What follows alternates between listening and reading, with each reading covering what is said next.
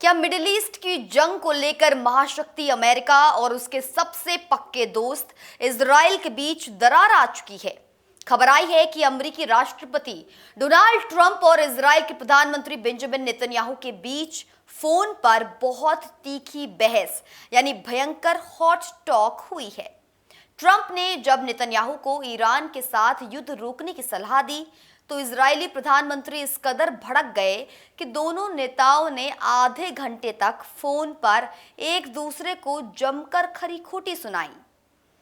ये पूरी अंदरूनी खबर मशहूर मीडिया वेबसाइट्स पर इस वक्त वायरल हो रही है और सूत्रों के हवाले से उजागर की जा रही है। बात पिछले मंगलवार यानी 19 मई 2026 की है, जब राष्ट्रपति डोनाल्ड ट्रंप ने इजराइल के प्रधानमंत्री नेतन्याहू को फोन मिलाया था। ट्रंप का मकसद इजराइल को समझाना था कि वो ईरान के साथ इस जंग को अब और आगे ना बढ़ा। लेकिन ट्रंप की ये बात सुनते ही नेतन्याहू बुरी तरह भड़क गए और करीब 30 मिनट से ज्यादा देर तक दोनों के बीच फोन पर तीखी बहस चलती रही। नेतन्याहू का साफ कहना था कि ईरान एक धोखेबाज देश है और उस पर कतई भरोसा नहीं किया जा सकता। वो सिर्फ बातचीत का नाटक कर रहा है और ये सब कुछ जानबूझकर समय बर्बाद करने के लिए कर रहा है ताकि अंदर ही अंदर खुद को दोबारा जंग के लिए वो तैयार कर सके।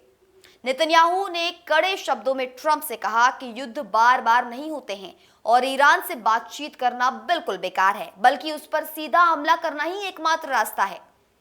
इस पर ट्रंप ने जवाब दिया कि अमेरिका के लिए मिडिल ईस्ट में सिर्फ इजराइल ही नहीं, इजराइल ही एकमात्र दोस्त नहीं है, एकमात्र प्राथमिकता नहीं है। उन्होंने बाकी पड़ोसी देशों से भी बात की है और सभी लोग शांति ही चाहते हैं। ट्रंप ने नेतन्याहू को नसीहत दी कि कूटनीति भी एक चीज होती है, कूटनीति की भी एक दुनिया होती है और उसमें थोड़ा समय भी लगता है।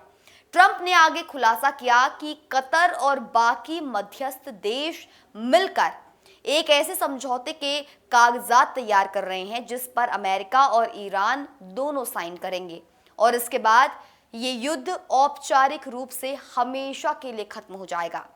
ट्रंप की इस बात ने नेतन्याहू के गुस्से को 7वें आसमान पर पहुंचा दिया। जानकारों के मुताबिक नेतन्याहू के इस गुस्से और युद्ध की जिद के पीछे 3 बड़ी वजहें हैं। पहली वजह यह है कि अमेरिका और ईरान के बीच जिस समझौते पर बात हो रही है उसमें ईरान का पलड़ा भारी दिख रहा है, जो इजराइल के लिए बहुत बड़ा झटका है। अगर ईरान मजबूत होता है तो भविष्य में इजराइल की राजधानी तेल अवीव के लिए खतरा बढ़ जाएगा। दूसरी वजह इजराइल की घरेलू राजनीति है, जहां विपक्षी नेताओं ने नेतन्याहू के खिलाफ हाथ मिला लिया है और पूर्व प्रधानमंत्री नफ्ताली को जंग को लेकर उनकी लगातार आलोचना वो भी कर रहे हैं।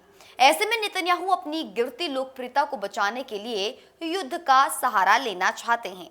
और तीसरी और सबसे बड़ी वजह यह है कि इजराइल को लगता है कि ईरान पर पूरी तरह हावी होने का इससे बेहतर मौका फिर कभी नहीं मिलेगा, क्योंकि इस समय ईरान के बड़े नेता या तो मारे जा चुके हैं या जनता से कटे हुए हैं और उनकी सेना भी लड़खड़ा रही है।